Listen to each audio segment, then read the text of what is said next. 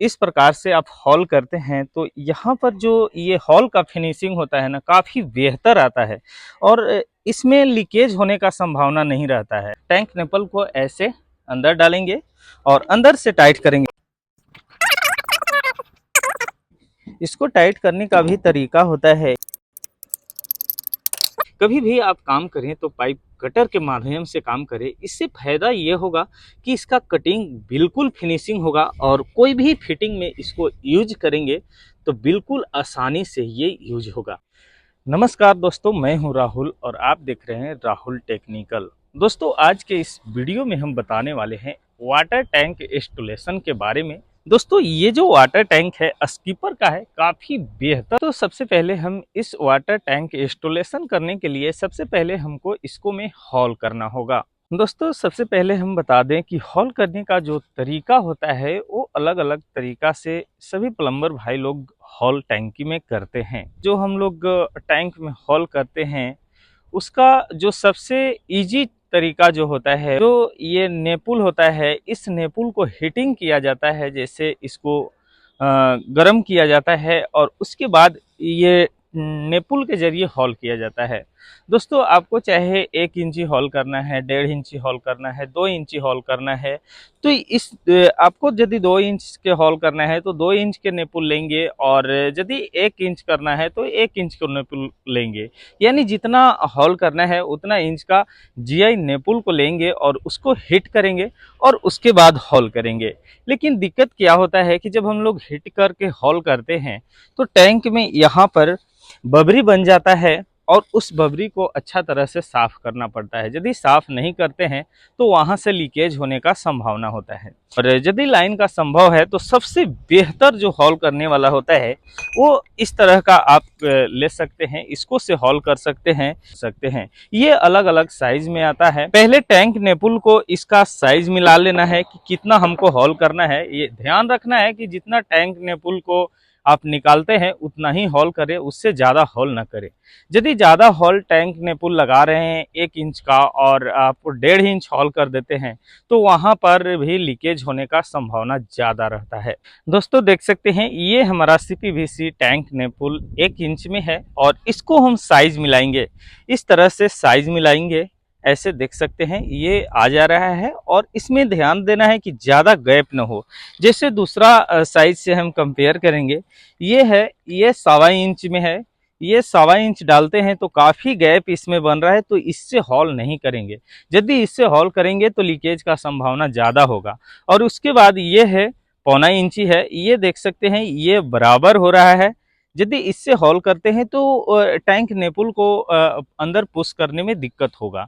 तो ये 1 इंच का मेरा है, इससे हॉल करेंगे, आसानी से टैंक नेपल इस टैंक में इंस्टॉलेशन हो जाएगा और उसके बाद अच्छा तरह से इसको फिटिंग करेंगे। दोस्तों, देख सकते हैं पहले हॉल करने के लिए ये ड्रिल मशीन का ज़रूरत पड़ेगा आपको। ये ड्रिल मशीन है और इससे हम पहले इसको में सेटअप करेंगे। जैसे हमने बताया कि जो साइज का आपको ज़रूरत है उस साइज को इसको में हम सेटअप करेंगे।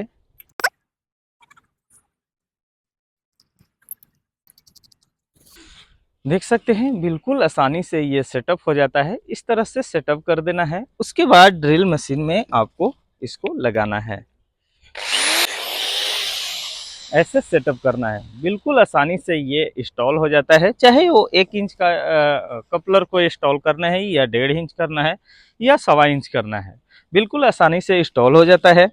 और उसके बाद हम टैंक में हॉल करेंगे। ध्यान रखना है टैंक में हॉल करने से पहले आपको इसका सही रूट देख लेना है। जहाँ पर टैंक की इंस्टॉलेशन करना है उसको आपको इनलेट आउटलेट जहाँ पर पाइप आ रहा है या जा रहा है, जहाँ पर पहले से निकाला गया है या तो आप नए सिरे से कर रहे हैं, तो आपको उसका रूट लाइन देख के उसके अकॉर्डिंग ही टैंक में हॉल करना है।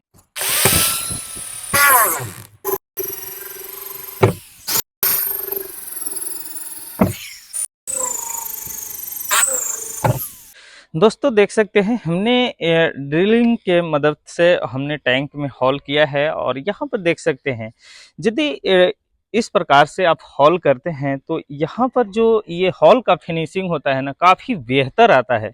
और इसमें लीकेज होने का संभावना नहीं रहता है। और यदि हम लोग हम लोग जीआई नेपुल से हॉल करते हैं तो वहाँ पर गर्म करके हॉल करते हैं। जो जीआई नेपुल होता है उसको हीट करते हैं, उसके बाद हॉल करते हैं। तो वहाँ पर क्या होता है कि थोड़ा सा बबरी बनता है, यानी जो ये टैंक है वो पिघल कर हॉल करता है। तो वहाँ पर उसमें बबरी बनता है और उसको में लीकेज होने का ज़्यादा संभावना रहता है। उसको फिर भी हम लोग आरी ब्लेड से उसको फ्रेश करते हैं, उसके बाद टैंक निपुल को इंस्टॉल करते हैं। और कई बार ऐसा प्लम्बर होते हैं कि हॉल करते हैं और उसी तरह से उसको फिटिंग कर देते हैं, तो वो लीकेज होने का संभावना रहता है। कभी भी यदि आप जीआई नेपुल के जरिए हॉल करते हैं तो उस हॉल को पहले फ्रेश करना होगा, उसके बाद टैंक नेपुल को इंस्टॉल करना होगा। चलिए अब हम इसमें टैंक नेपुल को इंस्टॉल करते हैं, कैसे कसा जाता है ताकि लीकेज ना हो। यदि आप नए प्लम्बर हैं तो आपके लिए ये वीडियो बेहतर होने वाला है। दोस्तों ये टैंक नेपुल है और ये भी टैंक नेपल स्कीपर का ही है। और उसके बाद यहाँ पर देख सकते हैं बॉल बल्ब है जो कि ये भी स्कीपर का ही है। उसके बाद हम फिटिंग पर बात करते हैं, जैसे एल्बो हो, टी हो, वो भी सभी मेरा फिटिंग स्कीपर का ही है।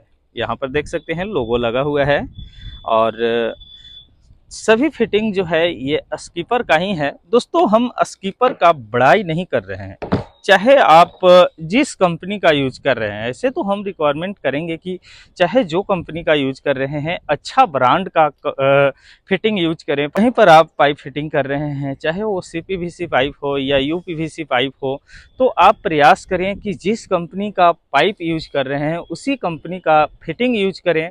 उसके बाद जो सॉल्वेंट होता है, ये सॉल्वेंट होता है ये भी अच्छा कंपनी का यूज करें। आप कोशिश करें कि यदि आपका पाइप स्कीपर का है, फिटिंग स्कीपर का है, तो आप कोशिश करें कि आप सॉल्वेंट भी स्कीपर का ही यूज करें। चाहे आपको जिस कंपनी में है, चाहे स्कीपर का हो, सुप्रीम का हो, फिनोलेक्स का हो या कई सारे ब्रांड है, आप जिस ब्रांड का यूज कर रहे हैं फिटिंग पाइप, उसी कंपनी का आप टोटल फिटिंग यूज करें। सॉल्वेंट से लेकर एल्बो टी जो भी फिटिंग होता है सभी फिटिंग यूज करें। यदि सेम फिटिंग यूज करते हैं, सेम सॉल्वेंट यूज करते हैं, तो हमारे हिसाब से कहीं ना कहीं लगता है कि आपका जो ज्वाइंट होता है, जब हम लोग पाइप में एल्बो ज्वाइंट करते हैं, उस ज्वाइंट को जो लाइफ होता है वो लंबा होता है। इसका रीजन ये होता है कि जिस क्वालिटी से सीपीवीसी पाइप बना रहा है जो कंपनी वाला है, ऐसे हम बात कर रहे हैं स्कीपर का ही, तो स्कीपर का जो क्वालिटी से बना रहा है पाइप, उसी क्वालिटी के हिसाब से सॉल्वेंट में उसका मटेरियल यूज करता है ताकि उसका जो जॉइंट हो वो स्ट्रॉन्ग हो। तो दोस्तों हम रिक्वायरमेंट यही करेंगे, बाद बाकी आपका है। और ये डिपेंड करता है प्लम्बर के ऊपर, क्योंकि ये कस्टमर को सभी चीज़ों के बारे में जानकारी नहीं होता है। यदि आप एक प्लम्बर हैं, आप अपना ब्रांड बनाना चाहते हैं, तो आपको सही तरह से काम करना होगा, सही ढंग से काम करना होगा, तभी आप एक अपना ब्रांड बना पाएंगे। तो दोस्तों अब हम इसमें टैंक नेपुल को कनेक्ट करते हैं। टैंक नेपुल कनेक्ट करने के लिए दोस्तों सबसे पहले यहाँ पर टेफ्लॉन टेप को लपेटेंगे। यदि नहीं लपेटेंगे तो इससे भी लीकेज का संभावना होता है। यहाँ पर देख सकते हैं टेफ्लॉन है और इसमें टेफ्लॉन टेप को लपेटेंगे। इसमें ज़्यादा नहीं लपेटेंगे, 10 से 15 राउंड इसमें लपेटेंगे। अब इससे फायदा ये होगा कि ये जो थ्रेड होता है ना, थ्रेड को पकड़कर पानी नीचे, ऊपर से तो लीकेज का कोई ही संभावना नहीं होता है। जो हमारा ओवरफ्लो होता है वहां से लीकेज का संभावना होता है, और जो मेन मेरा आउटलेट होता है वहां से लीकेज का संभावना होता है। तो जब टैंक नेपुल ऐसे इंस्टॉल करते हैं टैंक में, तो ये थ्रेड को पकड़कर पानी आता है और ये जो टैंक नेपल है इस को पकड़कर नीचे पानी रिसने लगता है। तो इसमें आपको ध्यान देना है कि जो मेन जो आउटलेट करता है टैंक से, वहां पर टेफ्लॉन टेप जरूर लपेटें। यदि इसको नहीं लपेटते हैं तो लीकेज का संभावना हो सकता है। ये नहीं हम बोलेंगे कि 100% होगा, लेकिन होने का चांस रहेगा। हो सकता है कि आपको 10 दिन बाद हो, जब टैंक इंस्टॉल करके चले जाएंगे तो 10 दिन बाद हो, महीना दिन बाद हो, लेकिन होने का संभावना होता है। तो यहाँ पर कभी भी आप ये गलती ना करें, यहाँ पर टेफ्लॉन टेप को जरूर लपेटें। अब इसको में हम इंस्टॉल करने वाले हैं। टैंक निपल को ऐसे अंदर डालेंगे और अंदर से टाइट करेंगे। टाइट करने का भी तरीका होता है, ये जो दोनों साइड रबड़ लगा हुआ है इसको अकॉर्डिंग ही टाइट करना है, ऐसा नहीं कि ज़्यादा टाइट करना है। यदि ज़्यादा टाइट करेंगे तो ये पीवीसी होता है, प्लास्टिक होता है, ये तुरंत टूट जाएगा। तो ये रबड़ के हिसाब से टाइट करना है। यदि रबड़ ये चिपक गया है तो हम उसको वहीं पे रोक देंगे, नहीं तो आप टाइट यदि करते जाएंगे तो ये पता नहीं चलेगा कि कितना टाइट हुआ है और ये जो नेपल है ये टूट जाएगा। तो हमने टैंक नेपल को इंस्टॉल कर दिया है, लेकिन 3 टैंक नेपल लगा हुआ है और तीनों टैंक नेपल का साइज मेरा है वो 1 इंच साइज है। ये भी चेंज होता है, यदि आप सिस्टम के अनुसार चलते हैं तो वो अलग अलग लगाया जाता है। जैसे कि अब मेरे केस में हम बात करते हैं तो मेरा ये फर्स्ट फ्लोर मकान है और उसके बाद जो मेन सप्लाई आ रहा है, जो मोटर का सप्लाई आ रहा है वो टुल्लू पंप से सप्लाई आ रहा है। तो टुल्लू पंप का जो प्रेशर होता है वो जब हम लोग समरसेबल से कंपेयर करते हैं तो काफ़ी कम होता है। तो उसी के वजह से हम लोग इसमें 1 इंच से इनलेट दिए हैं और 1 इंच से ही आउटलेट यानी ओवरफ्लो दिए हैं। इसका रीज़न ये है कि जितना टुल्लू पंप से पानी इसमें टैंक में आता है उतना पानी ये 1 इंच से भी ओवरफ्लो हो जाता है।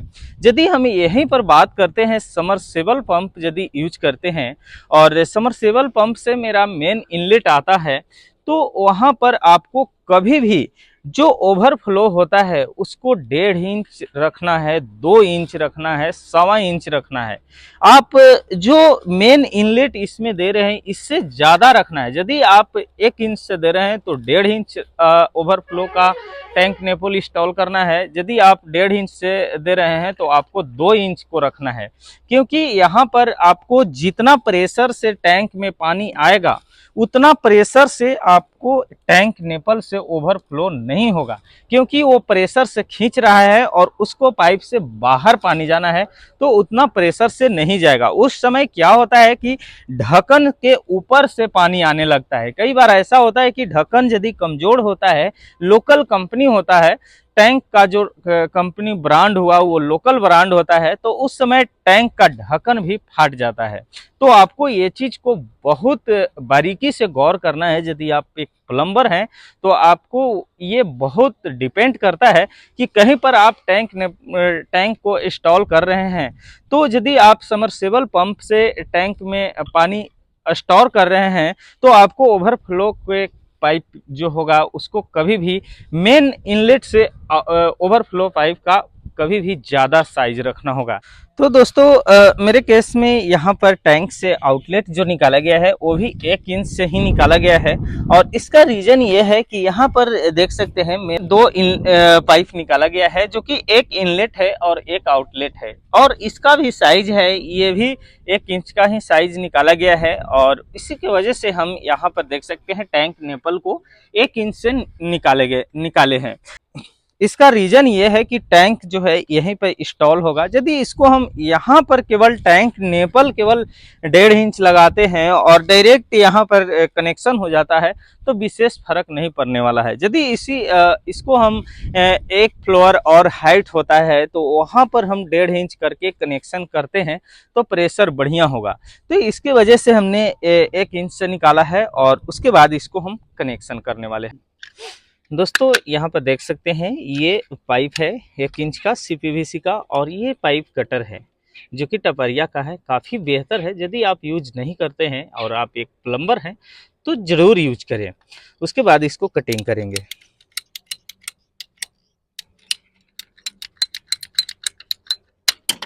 दोस्तों अब हम बात करेंगे इसका कटिंग पर। यहाँ पर देख सकते हैं इसका कटिंग का फिनिशिंग देख सकते हैं। यदि आप एक प्लम्बर हैं और आप पाइप कटर यूज नहीं करते हैं तो आपको बहुत बड़ा मिस्टेक है। आपको ब्रांड बनने में वहाँ पर एक कमियां है। कभी भी आप काम करें तो पाइप कटर के माध्यम से काम करें। इससे फ़ायदा ये होगा कि इसका कटिंग बिल्कुल फिनिशिंग होगा और कोई भी फिटिंग में इसको यूज करेंगे तो बिल्कुल आसानी से ये यूज होगा। यहीं पर हम बात करते हैं, जब काफ़ी प्लम्बर लोग हैं वो आरी ब्लेड के माध्यम से पाइप को कटिंग करते हैं। देख सकते हैं ये मेरा आरी ब्लेड हुआ, इससे हम लोग पाइप कटिंग करते हैं। काफ़ी प्लम्बर भाई लोग हैं ये आरी ब्लेड के माध्यम से पाइप को कटिंग करते हैं।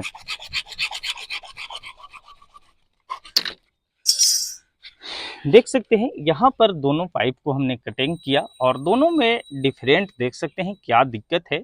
और यहाँ पर दिक्कत ये होता है कि ये बबरी बनता है और इसको काफ़ी प्लम्बर लोग ऐसे हैं कि इसी पर सॉल्वेंट लगाकर इसको फिटिंग कर देते हैं, जो कि बहुत बड़ा गलती करते हैं। यदि आप आरी ब्लेड यूज करते हैं तो आपको इस बबरी को इस तरह से साफ करना होगा। ऐसे साफ करने के बाद ही आपको सॉल्वेंट लगाना होगा। फिर भी आपका इसका जो कटिंग है उतना फिनिशिंग नहीं है जितना आप पाइप कटर से फिनिशिंग देंगे। इसमें यदि आप सॉल्वेंट लगाकर ऐसे पुश करेंगे तो कहीं ना कहीं इसका जो फिटिंग है इसको स्क्रैच करते हुए अंदर जाएगा, तो इसमें भी लीकेज होने का संभावना होता है। और उसके बाद यदि आप इस पाइप कटर को यूज किए हैं और पाइप कटर के माध्यम से पाइप को कटिंग किए हैं और उसके बाद इसको फिटिंग करते हैं तो ये बिल्कुल बेहतर फिटिंग होगा और यहाँ पर लीकेज होने का कोई भी संभावना नहीं रहता है। जो कंपनी काट के देती है पाइप, यहाँ पर देख सकते हैं हमने पहला पाइप को कटिंग किया है और जो फर्स्ट भाग है वो कंपनी काट के देती है, बिल्कुल सेम उसी तरह से आप पाइप कटर से भी काट सकते हैं। और यदि पाइप कटर से काटते हैं तो आपको जो भी पाइप फिटिंग किए हैं उसको लीकेज होने का संभावना बिल्कुल 0% रहता है।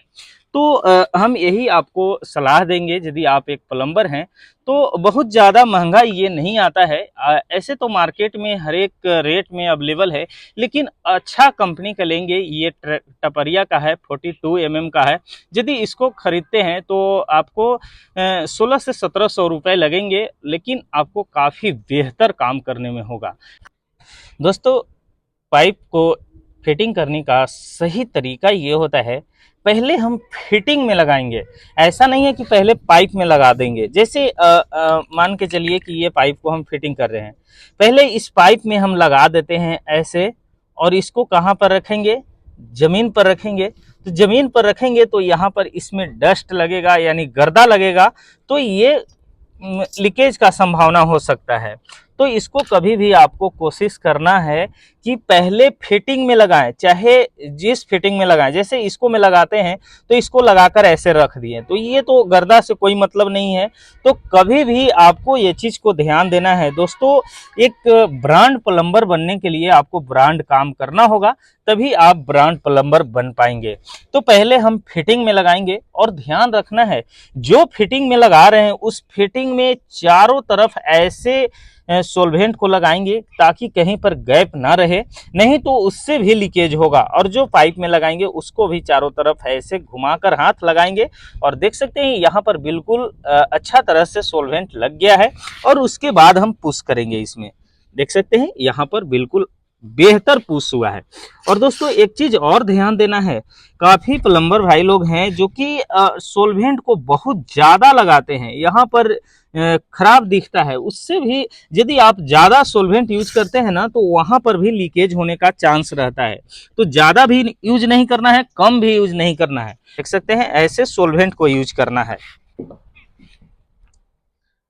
और जो जितना पुश होता है, इसमें जितना पुश होता है, चाहे जो फिटिंग होता है सेम सभी में पुश होता है, उसको उतना पुश होना चाहिए। यदि कम पुश करते हैं तो वहाँ पर भी आपको लीकेज का संभावना होता है। ये प्लम्बर के ऊपर डिपेंड करता है। और उसके बाद हम एक और टुकड़ा को लगाएंगे, और टुकड़ा जो हम लगाएंगे इसका भी जो है, इसका भी साइज कम से कम 4 इंच रखेंगे या तो 5 इंच रखेंगे। इससे यदि आप कम कटिंग करके फिटिंग को लगाते हैं, जैसे हमने यहाँ से इसको 5 इंच का टुकड़ा रखा है, यदि इसको हम 2 इंच 3 इंच रखते हैं और सटा को फिटिंग, ये बॉल वाल्व है इसको सटा कर लगा देते हैं और किसी तरह से ये बॉल वाल्व का हैंडल टूट जाता है तो उसको बदलने के लिए टैंक नेपल को बदलना होगा, बॉल वाल्व को बदलना होगा, तब आप बदल सकेंगे।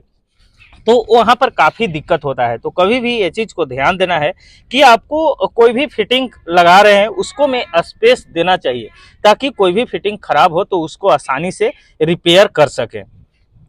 उसके बाद यूनियन हम लगाएंगे। आपको ध्यान देना है कि पहले बॉल वाल्व लगाना है, उसके बाद यूनियन लगाना है। यूनियन लगाने के बाद इसको ऐसे खोलना है और इसका रबड़ जरूर चेक करना है। जैसे आप देख सकते हैं यहाँ पर ब्लैक रबड़ लगा हुआ रहता है, इस रबड़ को चेक जरूर करना है। जो भी यूनियन लगाए हैं सभी यूनियन में आपको खोलकर चेक करना है कि रबड़ है या ना है। कई बार ऐसा होता है कि नया फिटिंग लाते हैं उसमें भी कभी कभी ऐसा होता है कि नहीं रहता है और आप फिटिंग करके चले जाते हैं तो वहाँ पर भी लीकेज हो जाता है। तो आपको ये चीज़ को चेक कर लेना है। तो देख सकते हैं यहाँ पर मेरा वाटर टैंक इंस्टॉलेशन कंप्लीट हो गया। साइड में ये पाइपलाइन है, ये मेन पाइपलाइन है यानी मोटर का है और इस तरह से हमने आगे लाया, यूनियन को दिया और डायरेक्ट टैंक में चला गया है। उससे पहले हम एक बॉल वाल्व को दिए हैं और यहाँ पर एक पॉइंट दिए हैं। दोस्तों ये टोलू पंप का लाइन आ रहा है और यहाँ पर एक पॉइंट लग जाएगा जो कि फ्रेश वाटर आप यहाँ पर यूज कर सकते हैं। यदि यहाँ पर मोटर चल रहा है और फ्रेश वाटर यूज करना है तो बिल्कुल आसानी से यहाँ पर यूज कर सकते हैं। उसके साथ साथ नीचे एक पॉइंट लगाया गया है। यदि डायरेक्ट पाइप में काम है तो इसको बंद कर देते हैं और वाटर टैंक में मेन सप्लाई जाना बंद हो जाएगा और जो भी पानी है आप यहाँ से भी यूज कर सकते हैं या तो नीचे डायरेक्ट लगाया गया है वहाँ से भी यूज कर सकते हैं। और दोस्तों उसके बाद यहाँ पर देख सकते हैं मेरा मेन डायरेक्ट टैंक से हमने टैंक नेपुल को लगाया, उसके बाद बॉल वाल्व लगाया, उसके बाद यूनियन को लगाया और उसके बाद एक बाई एक का टिक लगाकर ऐसे कनेक्शन निकल गया है। वो दोस्तों छत के लिए नल लगाया गया है, आगे जाकर एक छत का पॉइंट दिया जाएगा और उसके बाद इस तरह से हमने आगे लिया और ऐसे डायरेक्ट टी लगाकर कनेक्ट किया है। कर हमने इस तरह से ऊपर ले लिया है जो कि ये एयर का काम करेगा।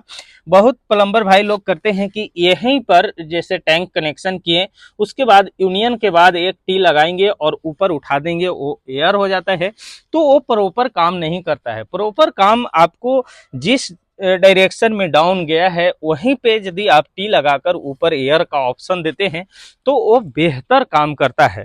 तो कभी भी आप काम करें तो प्रयास करें कि जिस डायरेक्शन में डाउन गया है वहीं पे एयर का ऑप्शन दे। टैंक इंस्टॉलेशन वीडियो आपको कैसा लगा? यदि अच्छा लगा है तो वीडियो को लाइक करें, शेयर करें और चैनल पर पहली बार आए हैं तो चैनल को सब्सक्राइब जरूर करें। मिलते हैं किसी नेक्स्ट वीडियो में, तब तक के लिए बाय बाय।